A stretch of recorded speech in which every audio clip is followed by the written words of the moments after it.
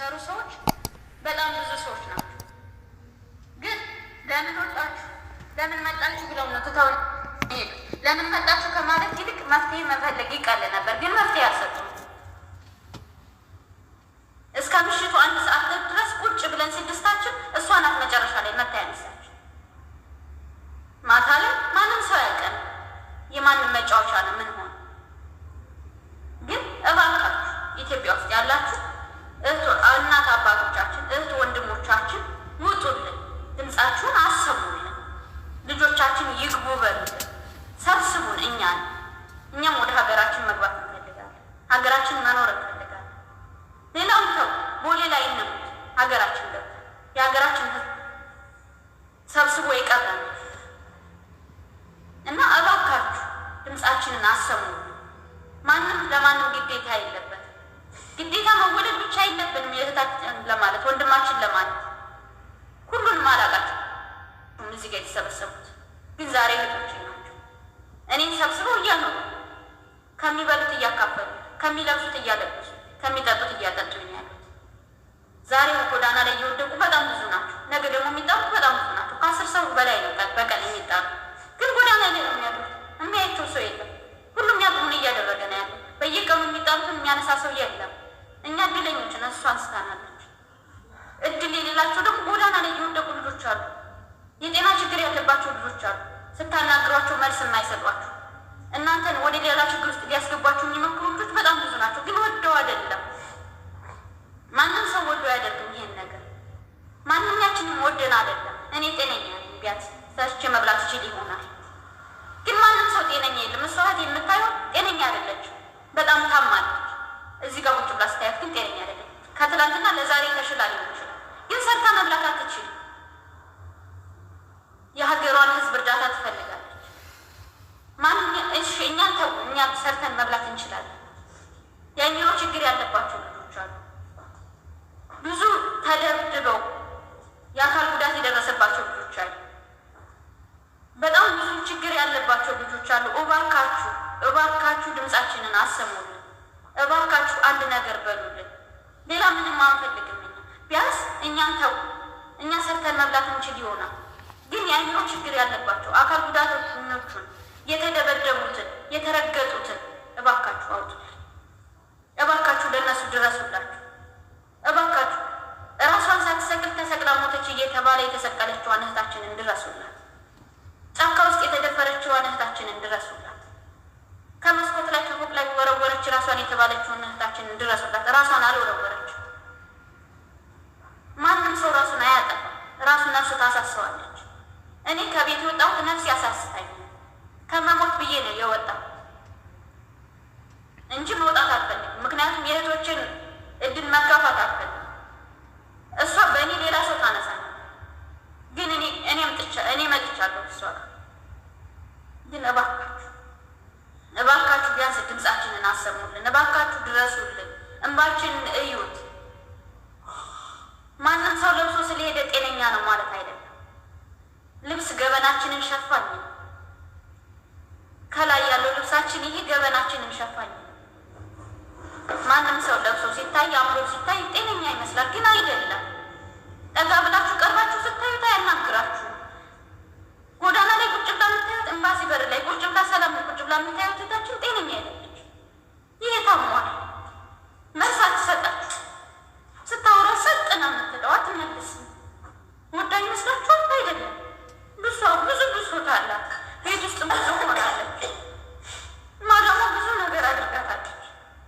ማዳሟ ብዙ ነገር በድላታለች። ማንም የደረሰላት ሲብስባት ሲጋር ሲደርስ ነው የወጣችሁ። ግን እባካችሁ ለዚች ልጅ እንድንደርስላት ዛሬ ጎዳና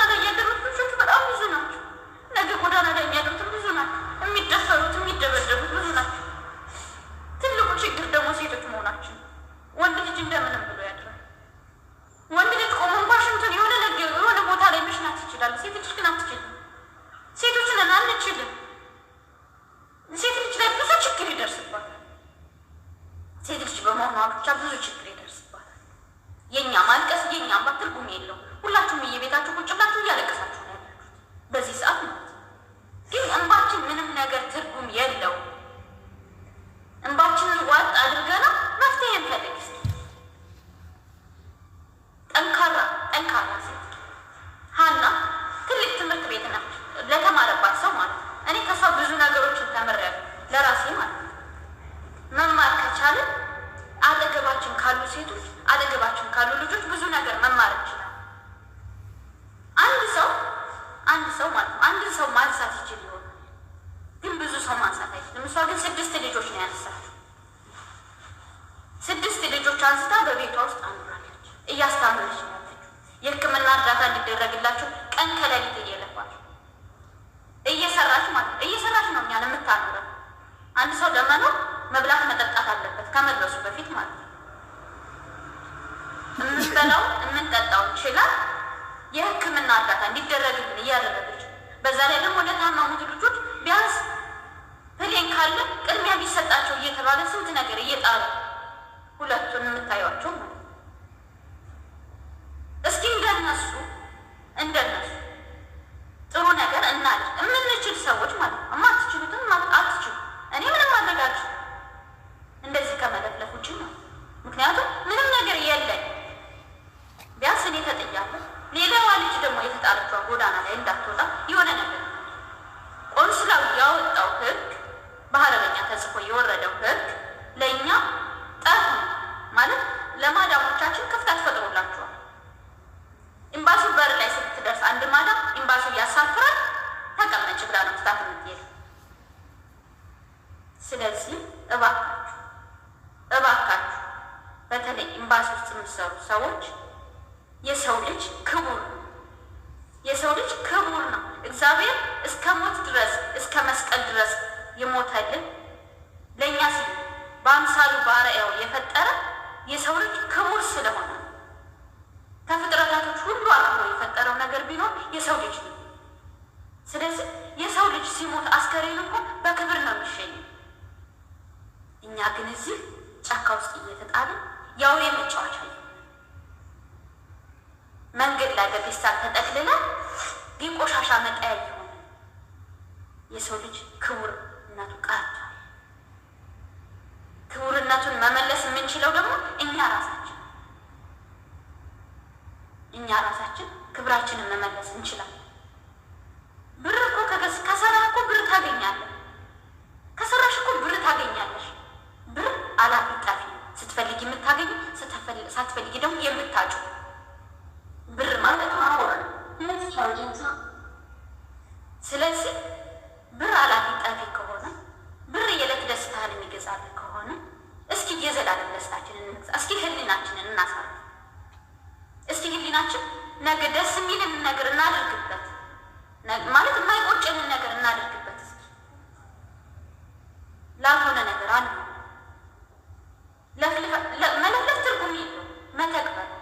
ብዙ ጊዜ ተለፍልፈው ብዙ ጊዜ ተናግረው ብዙ እህቶቻችን ብዙ ወንድሞቻችን በየሀገራቱ ያላችሁ ወንድሞችና እህቶቻችን ብዙ ጊዜ ለፍልፋቸዋል፣ ግን የደረሰ የለ። ብዙ ሰዎች አውርተዋል። ማን ደረሰ? ኤምባሲ ውስጥ ተሰቅላ የሞተች አንድ ልጅ እንዴት ተሰቅላ ሞተች እንኳን ብሎ ራሷን መስኮት ተሰጥቶ ከውጭ ተሰቅላ ልጅቷ ራሷን ሰቅላ ጠፋች ተብሎ አስከሬኗ ይላኩት ማይታወቅ። ይቺ ልጅ ራሷን ከሰቀለች መስኮቱን ማን ዘጋላት? ኤምባሲው ጠየቀ አልጠየቀም? ኤምባሲው ሲያን አስከሬን ላከ አላከ? እህቶቻችን ናቸው እየተረዳዱ የላኩት አስከሬን። የማን ግዴታ ነው ይሄ? ኤምባሲው አይጠየቅም? ምን እየሰራ ነው ኤምባሲያችን? ማለት ደሞዝ የሚሰሩበት አይደለም? ደሞዝም ተውት ይቅር፣ መብላት መጠጣታችሁ አይቀርም። ትበላላችሁ፣ ትጠጣላችሁ። መልስ ስጡ ቢያንስ እዛ ደጅ ላይ ላሉት ልጆች። ደጅ ላይ ለምን ወጣሽ ብለሽ ከምታገጫብሪያት፣ ለምን ወጣሽ ብለህ ከምታገጫብራት መልስ ስጣት። በወረቀት እንዲህ ፊትክን ከልለህ አትለፋት። እንዲህ ከልለህ ነው እኔን ፊትክን ማዞር ያለብኝ። ስሙን አላውቀውም፣ ግን እንዲህ ከልለህ ያንቺን ሳጨርስ አንቺ ለምን ትገቢያለሽ ብለህ ተኮሳትረህብኛል። ጸይም ሰው ስምክን ስለማላውቀው መልቀሳች አልችልም። ባውቀው ኖሮ ስምክን ጠቅሼ ማውራት ይችል ነበር። ምክንያቱም እዛ በር ላይ እንደዛ ብለኝ ስላለፍክ አንተ።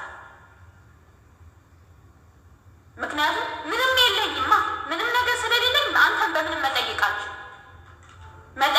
ብችል ኖሮ እጠይቅህ ነበር፣ ግን አቅሙ የለኝም። ምንም ማድረግ አልቻልኩም። ቢያንስ ለወገኔ ለእህቶቼ መከራከር ብችል አንተ ጋር ቀርቤ ደስ ይለኝ ነበር፣ ግን አልቻልኩም። ምንም ማድረግ አልቻልኩም። በወረቀት እንዲህ ፊትክም ከደለ ስታይ ጸጥ ብዬ ነው ያለፍኩት። ማድረግ የሚችለው ነገር ቢኖር ግን ባናግርህ ደስ ይለኝ ነበር፣ ግን አልችልማ። አንተ መብቱ አለ፣ እኔ ግን መብቱ የለኝም።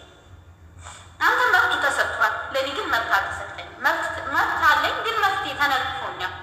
ምክንያቱም አንተ ባወጣው ህግ መሰረት ማዳሜ አንተ ያወጣኸውን ህግ ባታይ ኖሮ አውጥታ ባልጣለች ነበር።